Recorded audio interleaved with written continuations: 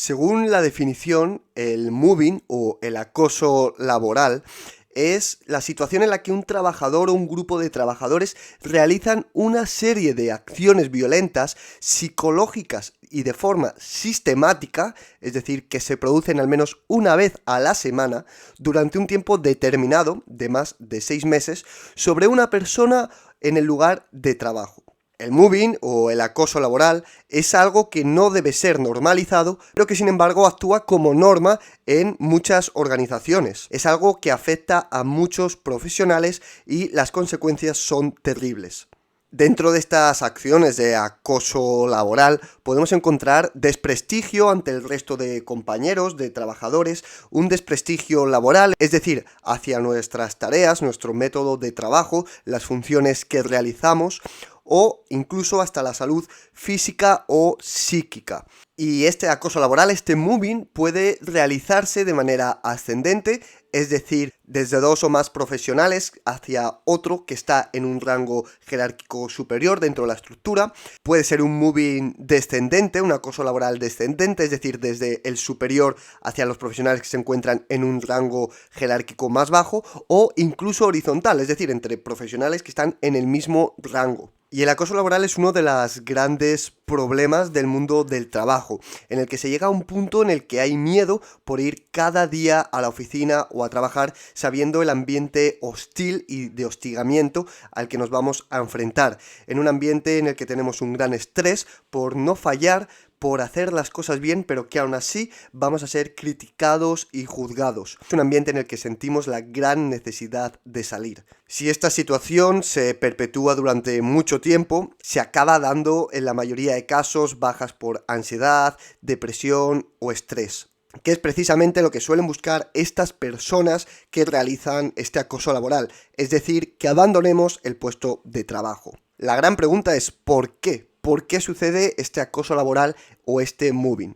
En la mayoría de casos es por un conflicto de intereses. Y es que el que ataca sin ser atacado está usando el ataque como un método de defensa preventiva, a algo que es perjudicial o piensa que puede llegar a serlo para sus intereses. Como por ejemplo, que nos vean como una competencia de cara a un ascenso. O que se den cuenta de que nuestro rendimiento, nuestra forma de trabajar, funciona muy bien y ellos no quieren que así sea, porque quieren ser ellos los que tengan ese protagonismo.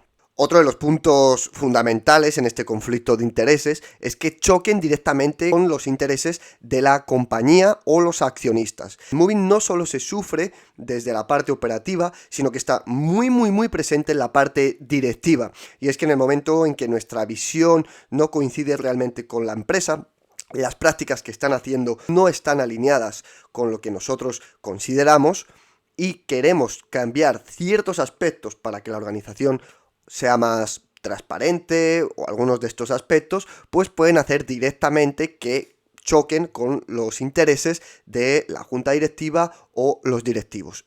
Y esto lo que va a desencadenar es en que no estén a gusto trabajando con nosotros porque se les puede tambalear sus intereses. Entonces la decisión va a ser: este profesional tiene que salir de aquí. Y una de las prácticas que más se utiliza para forzar esta salida es el acoso, el ponernos en una situación de hostigamiento en la que no queramos estar y nos vemos forzados a salir. Y desde luego es una práctica horripilante en la que empezamos a dudar de nosotros mismos, nuestro rendimiento en el trabajo empieza a descender. Cometemos más fallos, evidentemente, porque estamos en un ambiente hostil, de estrés, en el punto de mira, y empezamos a dudar de nuestras capacidades. Nos preguntamos que por qué nos pasa esto, si no hemos hecho nada. Nos afecta a nuestra vida profesional, pero evidentemente esto se traslada a nuestra vida personal también. Y es que una situación de este tipo es inaguantable en el largo plazo, y en el corto plazo también. Y es que estar en un lugar en donde no nos quieren, donde nos castigan, donde nos miran con lupa todo lo que hacemos para sacarnos el error, donde se habla mal de nosotros a nuestras espaldas con otros compañeros, donde se empieza a conspirar hacia nuestra persona, es un lugar del que es necesario salir. La mayoría de casos, lo primero que se suele hacer es esperar y confiar en que las cosas cambien. Intentar dialogar para que la situación se revierta y todo vuelva a estar como al principio. Porque además en estos casos la dinámica suele ser la misma. Se entra a una empresa o se lleva cierto tiempo trabajando en una empresa en donde todo ha ido bien, todo ha estado fantástico, pero llega un momento en el que algo cambia. Y además es difícil de detectar porque solo cambia hacia nosotros. Posiblemente el resto de la organización siga perfecta, haya una imagen de una cultura fantástica donde todos sean amigos, y es precisamente eso lo que nos hace dudar de si es que somos nosotros los culpables y responsables de esa situación. Pero es que esa precisamente es una de las mayores torturas psicológicas, donde todo está igual, donde todo funciona perfecto, pero es nuestra situación la que no coincide con esa realidad. Seguramente esto le haya pasado antes cuando nosotros no estábamos en esa situación, pero no éramos capaces de verlo y le estaba sucediendo a otra persona. Es algo bastante sistemático y si la organización funciona de esa manera, va a seguir haciendo estas prácticas con todo aquel que no interese que se encuentre en la empresa. Lo primero que habría que hacer es hablar sobre este tema, en primer lugar con familia, con amigos y con profesionales especializados en temas de mobbing y acoso laboral para denunciar la situación y seguir una guía de pasos que hacer, como por ejemplo analizar desde dónde viene este acoso y hostigamiento laboral y ver si podemos ascenderlo en la empresa para que se trate el caso. Si aún así esto no funciona, se puede llegar a denunciar. El siguiente paso que se suele hacer es pedir una baja laboral por ansiedad o estrés, algo que nos saque temporalmente al menos de esa situación para poder pensar con claridad. Este estrés y esta ansiedad no es causa de ese trabajo en concreto, sino de ese ambiente, por lo cual en el momento en el que se nos acerque el momento de volver o tengamos que volver, vamos a estar en la misma situación si ellos no han cambiado, que suele ser lo que sucede. Y es que no podemos encontrarnos en un sitio, en un lugar hostil, en un sitio donde se nos castiga, donde se nos acosa diariamente. Y si queremos estar bien, tenemos que salir de ahí. Y ahí bien tenemos dos opciones.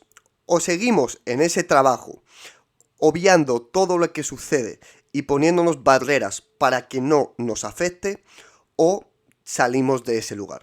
Y hay que tener muy en cuenta, porque esto nos afecta para los siguientes pasos profesionales y las siguientes empresas que solemos trabajar, que no somos nosotros los responsables de lo que está sucediendo, que te puede estar pasando a ti, pero otra persona completamente diferente a la misma situación le harían lo mismo, porque el problema no somos nosotros, sino cómo funciona esa organización y la forma de poder que ejercen.